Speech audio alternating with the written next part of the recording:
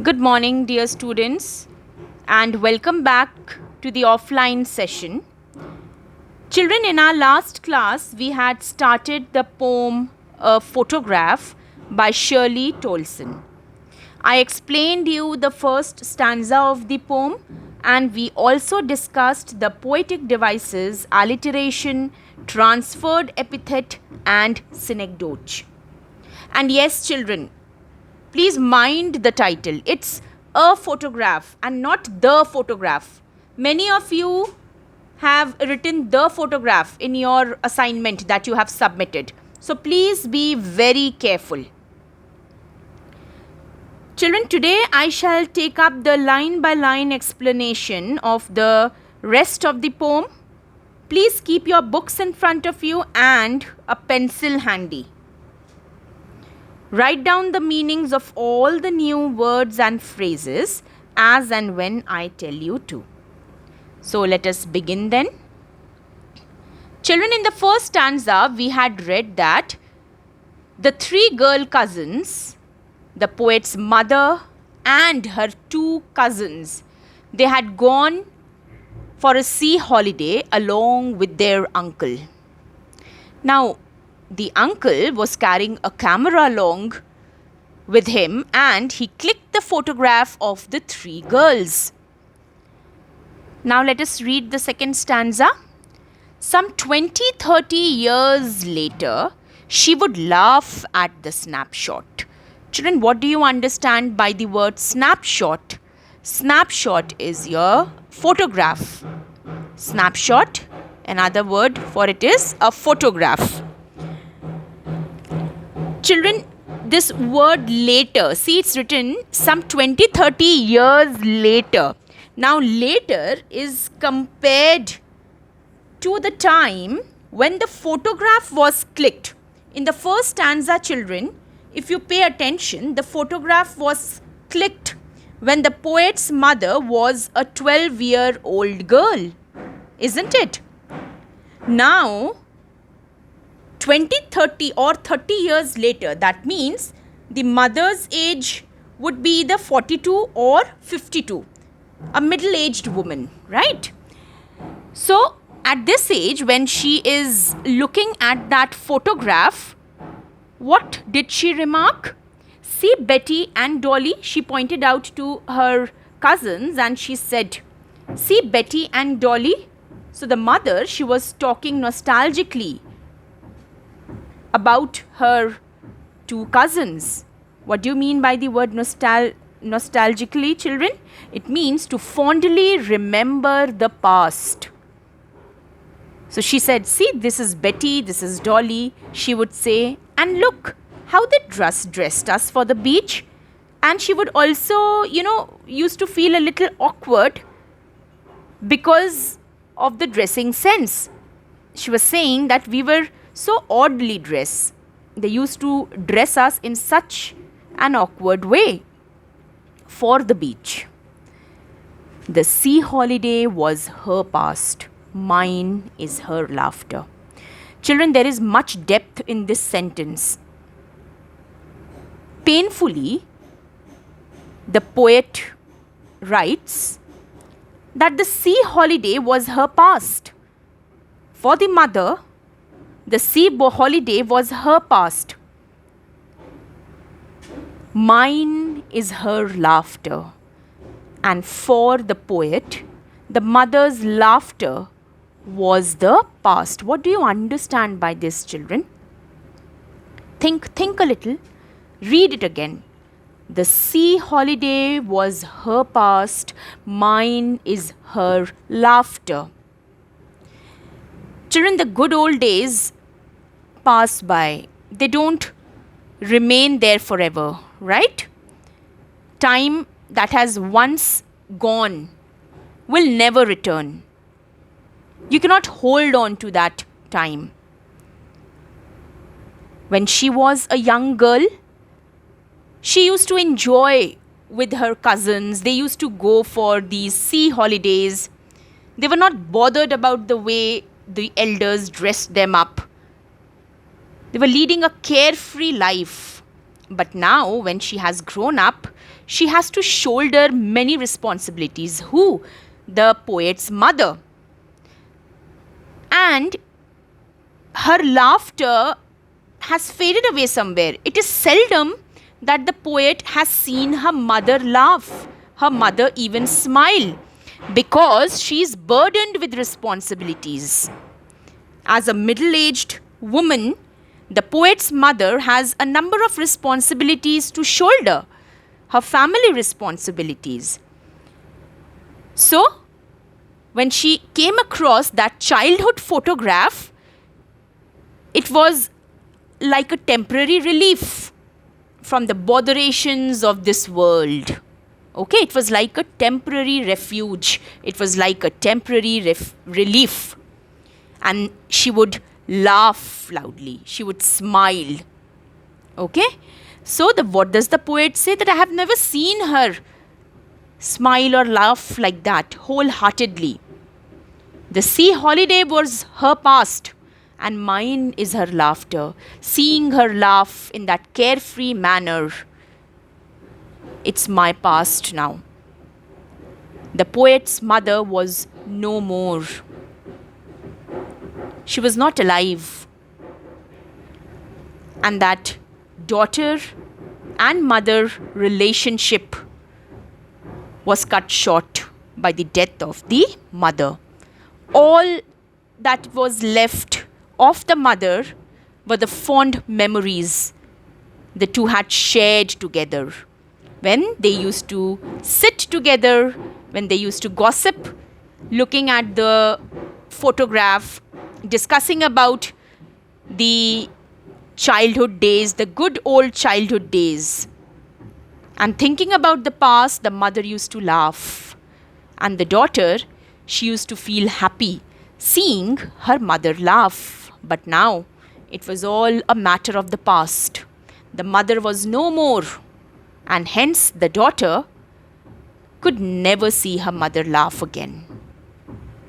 Both writhe with the labored ease of loss. And both were disappointed children. The mother was disappointed because she could not relive those childhood days, and the daughter at the present time was unhappy because she could never get back her mother, because she was no more. With the labored ease of loss. Please underline, children, labored ease of loss. Children, labored ease. It's a poetic device used here, children. And the poetic device used here is oxymoron. Please underline, labored ease. Oxymoron. O-X-Y-M-O-R-O-N. Oxymoron. What do you understand by this poetic device oxymoron, children? You know, when opposite ideas are juxtaposed together. Now, you will think that ma'am is using such hefty names. No, children, it's not difficult at all. Juxtaposed means, children, when you put together, okay, two opposite ideas when they are put together. For example, if you see in this sentence, with the labored ease of loss. Children, labored means what? To toil, to work hard. When you are working hard or when you are toiling, how can it be an easy experience? Right? So here, two opposite ideas, two contrasting ideas, one of working hard and the other ease, which means easily. They are juxtaposed or they are used together. So let's see what the meaning and what is the inference of this statement, children. With the labored ease of loss, the poet says that, we are disappointed. And we are disappointed also because we have to let go these fond memories easily. It's not easy, it's very difficult to let go these fond memories so easily. So it's labored ease. It's very difficult to let go these fond memories so easily. There is a sense of loss there is a sense of bereavement. Please write down this word bereavement, children. The theme of loss and bereavement is there. It is the central theme of the poem. The poem revolves around the theme of loss and bereavement. B-E-R-E-A-V-E-M-E-N-T. Bereavement means, children, a loss of a loved one, especially, after death. Now, death is a permanent separation. So, bereavement means the sense of loss of a person, especially after death. Okay, so the poet says that we are disappointed because it's not easy, it's very, very difficult to let go these fond memories so easily. But with time, everything, we say that time flies. Now these good memories also will not stay with us forever. They'll fly away easily. And this loss is not easy to bear. It's impossible to cope up with this loss. So, the oxymoron, the poetic device oxymoron has been used, where the poet wants to say that it's very difficult to cope up with this loss, with the labored ease of loss, with a lot of difficulty. Okay, now let's come to the last stanza. Children, if there is any doubt, please ask me. I will be answering all your queries, and I do answer. Whenever you children are asking me or posting any question in the group, I am answering them. Even individually, children keep on asking, and I do reply. Isn't it? So please keep on asking me your doubts. A beautiful poem, children. You just need to understand the literary devices, the poetic devices used, and it heightens the aesthetic pleasure contained in the poem. Poetry, it gives pleasure. It relaxes us when we read it. In a few words, the poet says a lot. And how is it possible? Because of the use of poetic devices, children. So it's very, very important to understand these poetic devices. Okay, let's move on to the last stanza now. Now she's been dead nearly as many years as that girl lived. Please pay attention, children. Now she has been dead nearly as many years as that girl lived. Now the girl lived for 12 years. Her girlhood period was, as mentioned in the poem, was of 12 years, some 12 years, right? So it has been 12 years that the mother is now no more with the daughter, with Shirley. She is not there. And of this circumstance, there is nothing to say at all. And of this circumstance means the time after the death of the poet's mother. Okay, circumstance. This circumstance means after the death of the poet's mother. So there is nothing to say at all. I can give no comments to what I am feeling. I cannot express my pain. I cannot express my bereavement in words. It's silence, silences. There's only a big silence. This void, this hollow that has got created can never be filled. The gossips, the chats, the laughter that we used to involve ourselves in will never come back.